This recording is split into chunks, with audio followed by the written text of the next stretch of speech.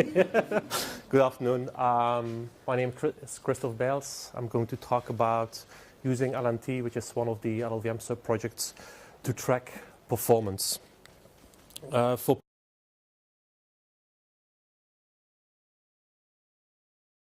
last year in the same dev room, I already talked about this topic a bit. Last year I talked about how to improve automatically tracking the performance of the LLVM generated code. And there were, what did I say last year? Let's see. So I talked about improvements that were needed in two LLVM projects. One is LNT, the other the test suite. The test suite contains lots and lots of open source packages that get used to test LLVM with. LNT is, I would say, test infrastructure, software, lots and lots of scripts, a database, analysis tools to look at test and benchmark results. So I presented a range of ideas last year. A few improvements were already implemented. I also presented a range of ideas that still had to be implemented. Since then, most of them have been implemented, and I think that by now, actually it's much nicer to track performance with less human effort on top of trunk. And so I'll hope to give you a demo to hope to convince you that indeed we've made a big step forward. So just another copy-paste of my conclusion slide from last year. It's a little bit unreadable. I'll read it out for you out loud. There were a number of aspects that I thought in a continuous integration system, we really would like to have this property to be the case.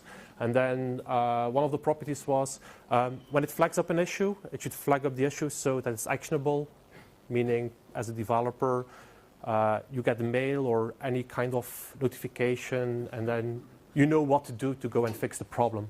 Last year, I thought it was improved, but that the red color in the arrow means it's still very far from where we would like it to be.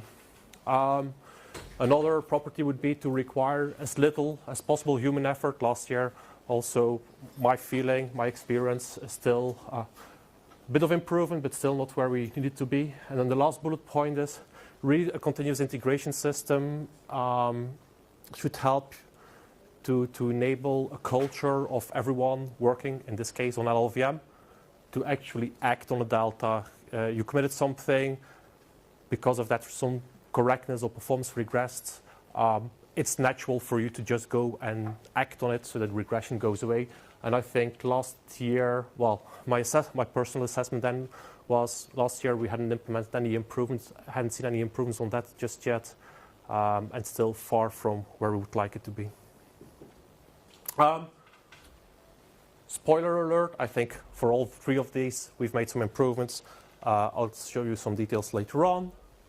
I also ended with saying, consider using LNT as a performance tracking infrastructure.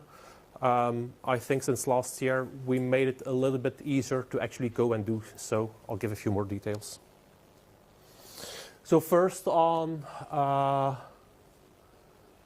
making sure that the continuous integration system actually signals things up that are actionable and require little human effort. Let me do a demo of what we typically do. I'll sit down. For the demo, please shout out questions as I go along if something isn't clear. I've been doing this on and off almost day by day for quite a few months, so I might jump over some issues that are not obvious. If something is not obvious, please shout out. So what I'm showing here is something that's called the LNT daily report page. So this is an LNT web server running. Lots of performance measurement data has been pumped into that database. And this report page summarizes issues that seem to be important on that particular day. Now, this date is from April last year. I picked this date because it has a few examples that are easy to explain in the demo. So there's the resolution on this monitor isn't great, so things look a little, on normal resolutions, things look a little bit nicer. So there's a bunch of machines that do run tests, and you can see from here the past 7 days whether they did submit some test results or did not submit any test results. In LNT, there's a number of metrics that can be tracked. In this case, nothing special was flagged up for a code size metric or a score metric. But for the execution time metric, things did get flagged up. Before jumping to the biggest regressions we see, maybe I'll just want to show this one. So this is a particular program in the LLVM test suite where the LNT system says, oh, today it seems this has regressed, the performance of that program has regressed 6% compared to LLVM top of trunk yesterday.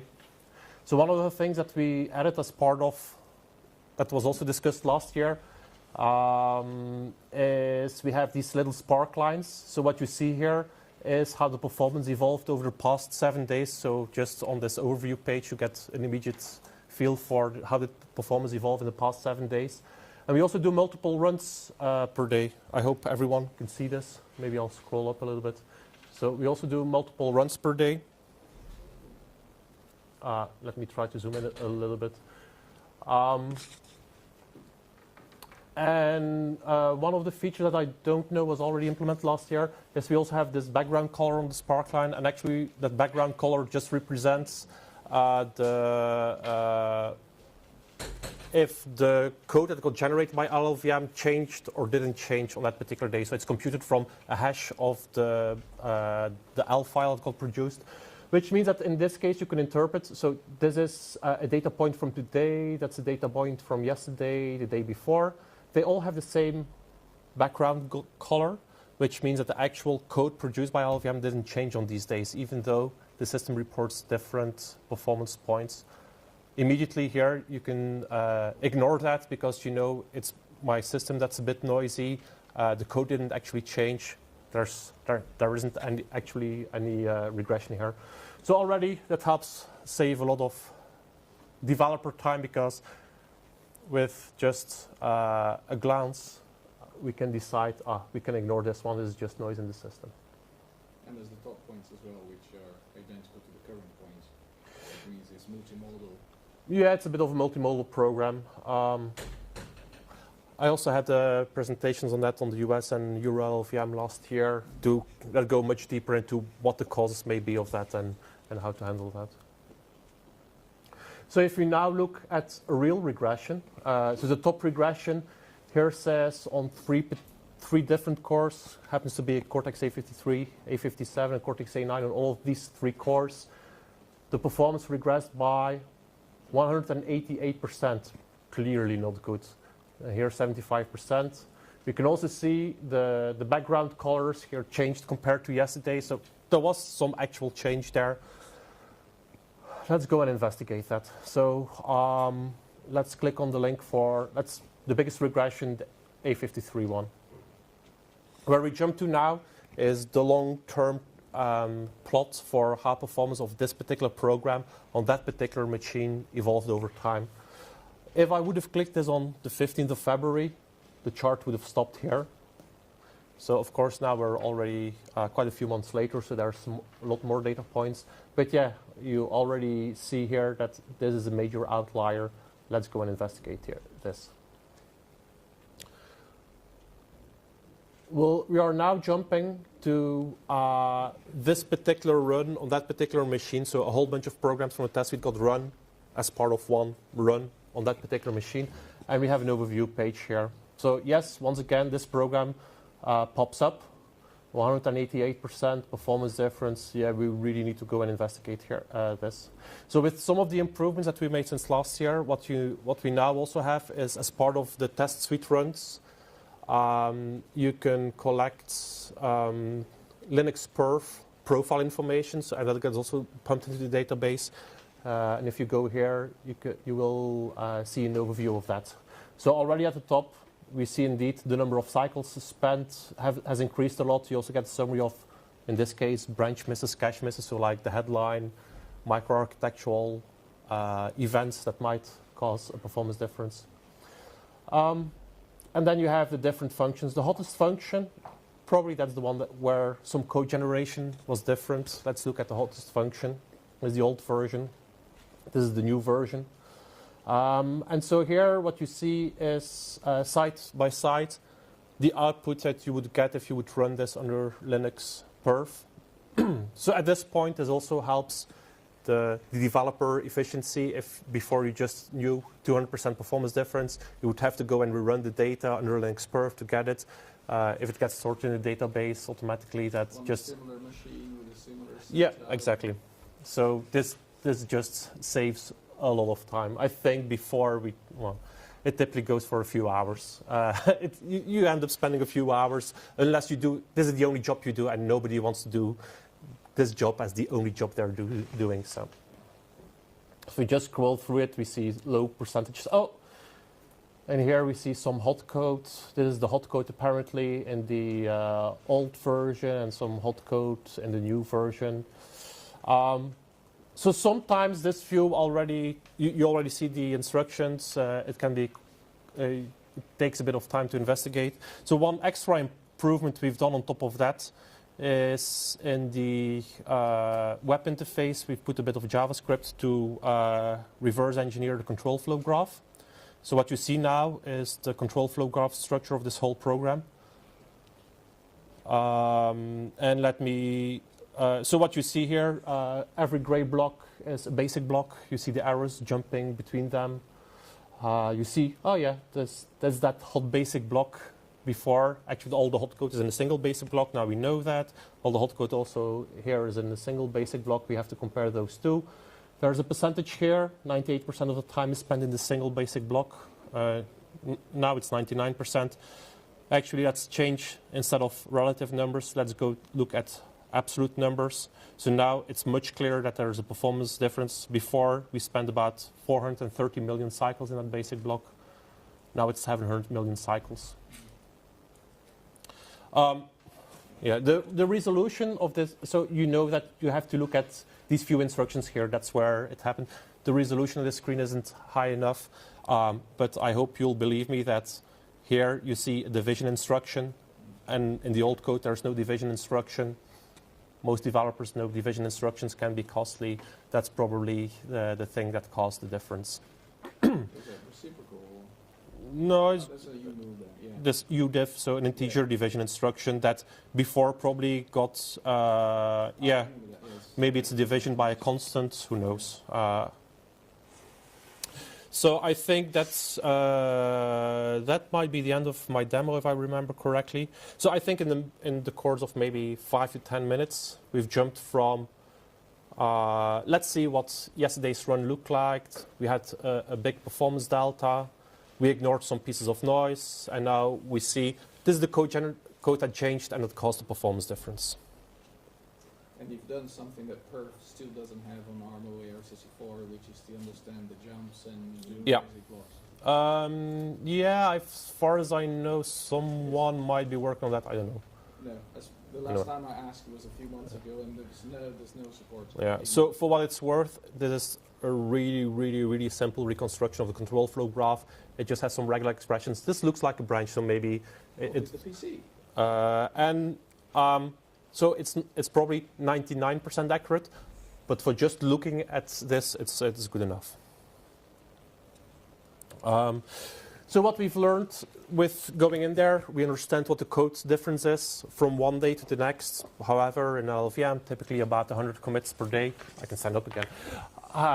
Typically about 100 commits per day, so you don't yet have the specific commit. If you look at the commit revisions, you already know a division got changed. Sometimes you can just guess which commit it was.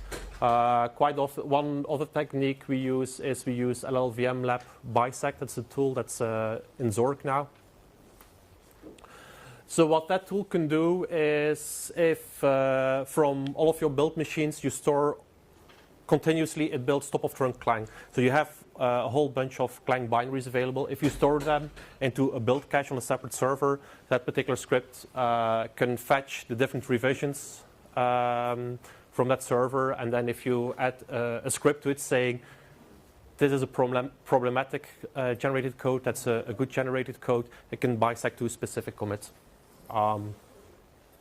You can follow the links for more documentation. Documentation is actually really nice. So in combination with LNT that I showed, We understand what the code gen difference is with just a few minutes of looking around.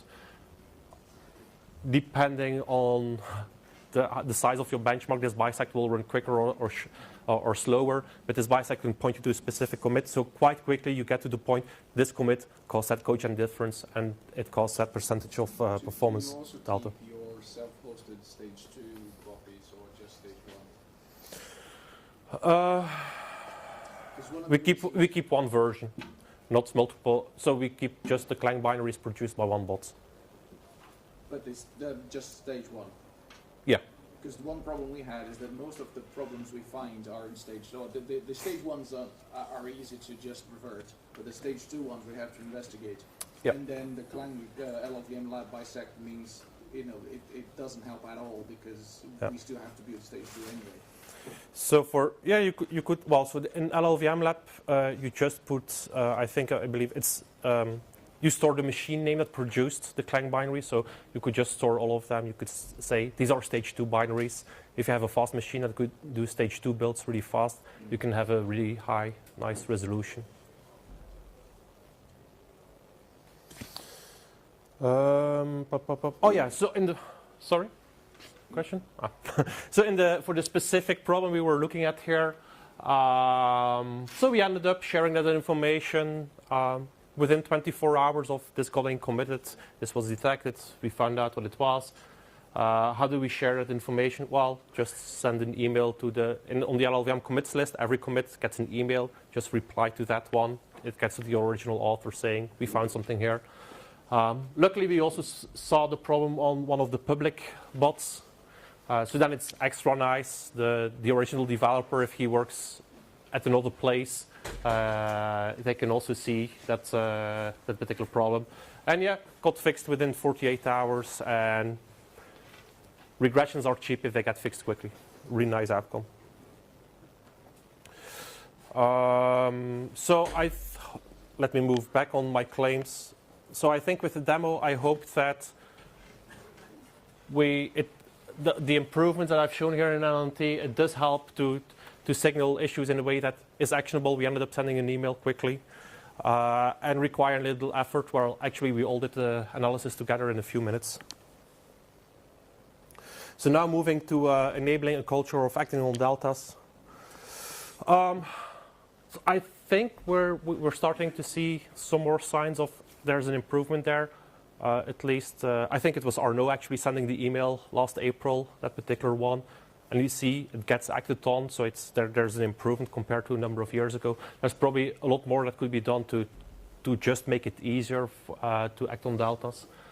My list of ideas is, it would be nice if more of these performance reporting bugs would be public, so more people can look at the performance results. At the moment, there's one public LNT server. So what I showed here was a top of trunk LNT server running on my laptop. The public one runs a version that's quite old, so that we need to find a way to make sure that someone can maintain that public LNT server instance. After that works, then some of the things people notice is in the test suite, there's about 500 programs. They don't cover all possible use cases of LLVM. So more code needs to be added. Actually, I see some improvements there. Bitcode files got added from the Halide front end, which there must be someone in the room who knows much more about Halide than I do, but it's a front end producing IR code directly, not coming from Clang, so it's nice. Might have some different idioms. We also see the start of some benchmarks representing HPC-specific use cases a bit more. But in the end, it's also important that when we add more tests, the whole test suite doesn't run much longer, since then we lose resolution. It's really nice now that the test suite all in all doesn't run that long.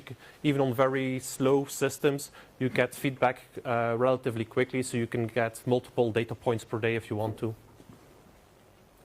And I think the holy grail is for correctness issues, we now have bots automatically emailing committers if they regress a correctness issue. I think the holy grail is we want to get to automated emails on performance deltas also. But you have to have a really high signal-to-noise ratio, so there have to be very, very few false positives. Otherwise, developers will just ignore the bot. So Yeah. to understanding what caused it, to which Yeah. commit it is. Yeah. Yeah. But then you saw how much human effort was involved here. I think we're getting close to, for some kinds of performance issues, the one I demonstrated, we probably could automate that one. But yeah, there's always going to be lots of like deltas where even between different compiler developers there will be a difference of interpretation saying, no, this is a regression, no, this is actually how it should be done. And so, Yeah. So about the test suite taking longer, I think that's like self-defeating because we want more tests. yeah, The problem is you lose resolution. So one way out of this will be to in the way we do today, say test set is the benchmarks. We could say test set is benchmarks 1, 2, and 3, and then you separate into 3 equally running, etc. oh, we could parallelize the test suite. This Yeah, very easily. that's also possible. There are, as part of another presentation I gave earlier, I still believe that we could make the test suite run 10 times faster and still find all of the problems we have right now and not have any more noise. Like there's a few programs in the test suite that take quite a long time. If you just make those, just say instead of 1,000 iterations, run for 10 iterations, we'll still find the same problems. Yeah. We just have it at a higher resolution. It's a bit of work. Use a non-LLVM project. So I think out of everything that I showed here, there wasn't anything specifically for LLVM. It's for a code generator. There's many code generators. So how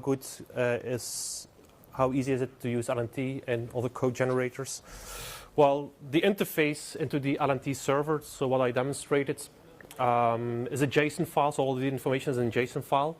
That has been documented since last year. So if you have your own test system that you've invested lots of effort into, as long as you can produce your results into a JSON file, you can input this and you have all of the analysis you have here.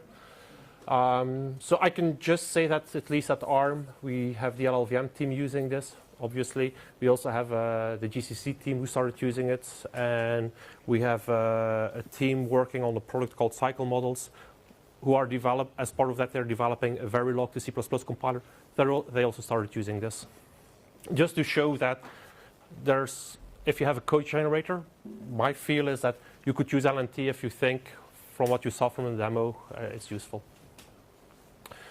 What else is there? So the profile view that I've shown, it means you have to run, if you run your program multiple times to make sure that you've got a statistical significant result.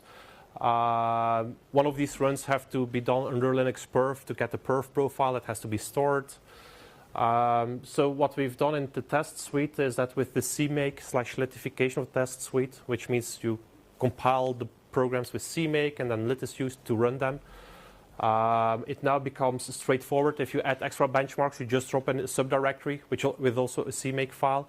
Then out of the box, it will run multiple times. It will invoke Linux perf for you, collect all the data in the right way. So if you add more benchmarks to the test suite for maybe your non-public needs, you can do that without lots and lots of boilerplate, as long as you have the CMake file that describes how to build with benchmarks.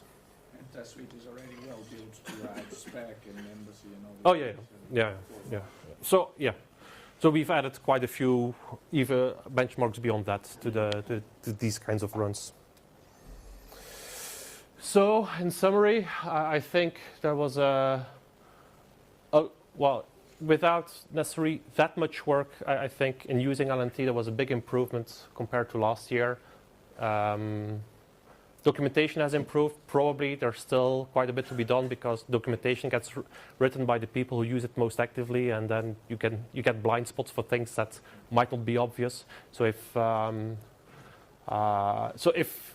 you would like to try LNT and you find some of the documentation isn't perfect, then do please raise it either via email or in the LLVM bug tracker under component LNT. Or if you do use it and you find some issues there are some issues, do please file tickets in there. And that's all. Any questions?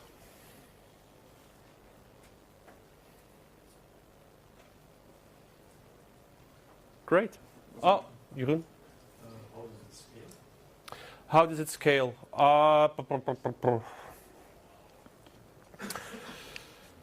how can I answer that? So we use it internally in ARM and put our performance data into a single database. Actually, so there's two underlying databases that can be used, Postgres or SQLite. So far, we store everything in SQLite. We don't have a huge issue with it. Maybe the first person accessing the web interface in the morning, some of it needs to be cached in. It takes a little while, but once it's cached in, it works. So all in all, I think it doesn't have huge scaling problems. Some of the analysis that gets run, for example, on the daily report page, they're quite involved. They need to pull in quite a lot of information. But that daily report page, no, you get it back in a matter of seconds. Yeah, we haven't seen too much problems there. There's one issue in the database scheme where it's a little bit inflexible to add extra metrics. Let's say, for example, next to the code size or the performance of the code, you want to measure another aspect of the generated code. If you want to store it exactly in the database schema, that's a bit inflexible now. But it's also a bit hard to change that whole schema because you have to make sure that you make scaling at least as good as it is right now. Yeah.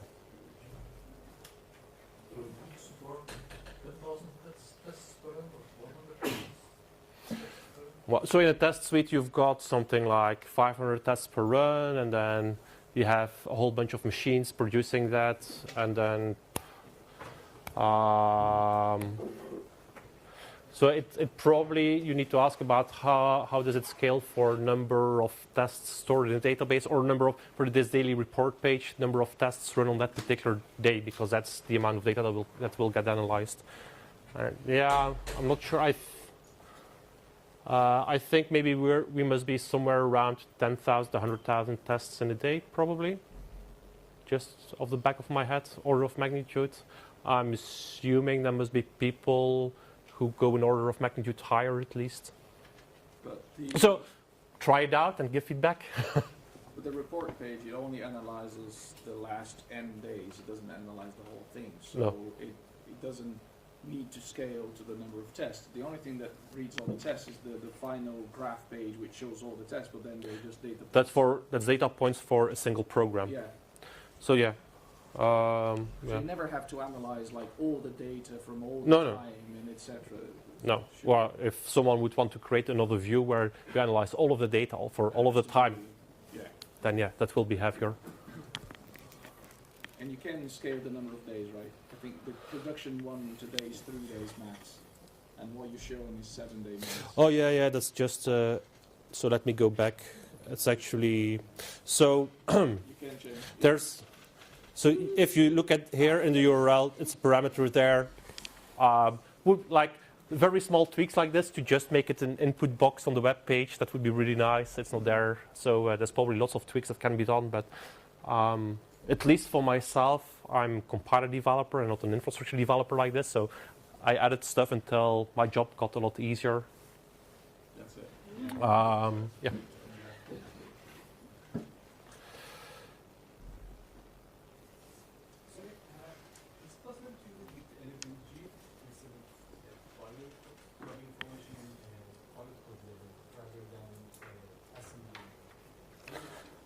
So you said the question is, can you use it with a JIT?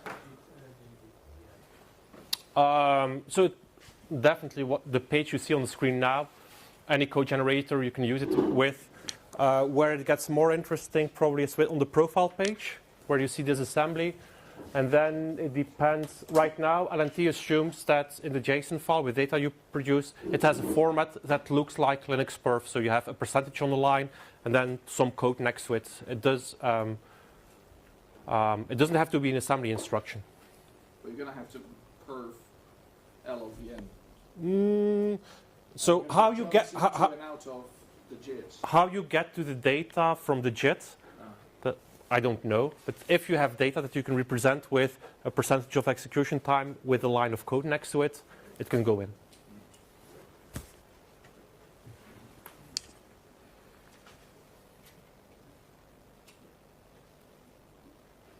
Okay, that seems like that's it. Thank you very much.